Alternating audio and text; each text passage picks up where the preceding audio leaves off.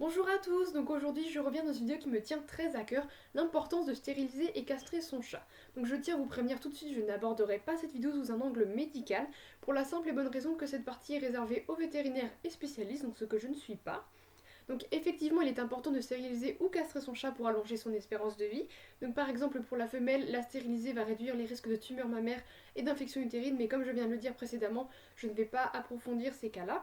Et pour le mâle, le castré l'empêchera de partir à la recherche de femelles, donc parfois parcours de longues distances pour en trouver et risquer de se faire par exemple écraser par une voiture, mordre par un chien ou de se battre avec d'autres chats pour cette femelle. Et globalement, cela va réduire les risques de transmission de maladies sexuellement transmissibles du chat, donc telles que la leucose, FELV, ou le sida du chat, FIV. Il est également plus confortable pour vous de le faire parce que le mâle marquera moins son territoire en urinant partout ou en faisant des griffades et la femelle ne miaulera pas à répétition en période de chaleur pour attirer les mâles. Il y a aussi d'autres raisons pour les stériliser et castrer, mais ce n'est pas du tout pour ces raisons de cet ordre-là que je fais cette vidéo. Non. Moi je veux vous parler aujourd'hui de tous les chats abandonnés et errants qui résultent de la négligence des hommes. Où est-ce que je veux en venir?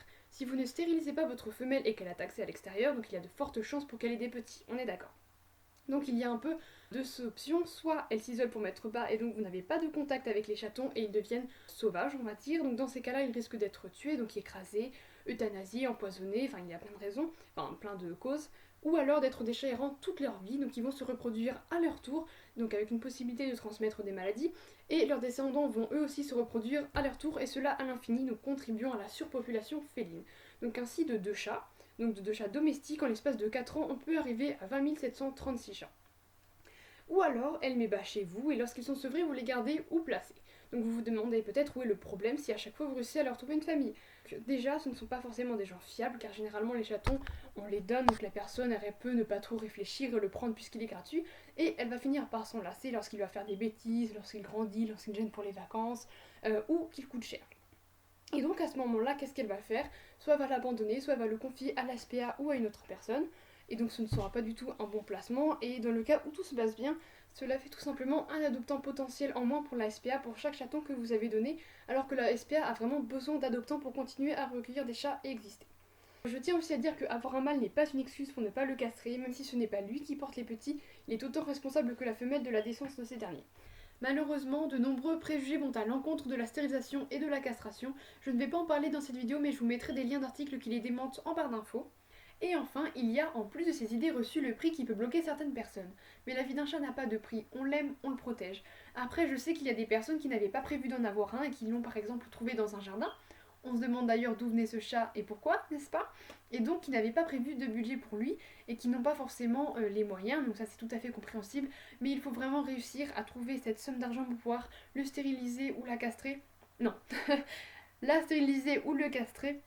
Par exemple, petite anecdote.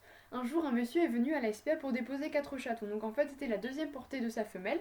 La première portée, il avait réussi à les placer, mais pas ceux-là, et c'est pourquoi il les avait déposés à la SPA. Et après ces deux accidents, il a stérilisé sa femelle. Alors que s'il l'aurait stérilisé avant les deux portées, il n'aurait jamais eu de chatons à placer. Il ne les aurait pas donnés à la SPA qui a déjà des difficultés pour placer les chats qu'ils ont déjà. En résumé, ce monsieur a payé exactement le même prix pour la stérilisation qu'il aurait fait avant ou après les portées, mais par contre les conséquences n'auraient pas du tout été les mêmes. D'ailleurs, si vous prenez votre chat à la SPA, sachez qu'il a déjà été stérilisé ou castré en fonction que ce soit une femelle ou un mâle, et que cela revient à moins cher que de le faire soi-même, car les SPA ont des prix chez le vétérinaire, ce qui leur permet de payer un peu moins cher à chaque fois.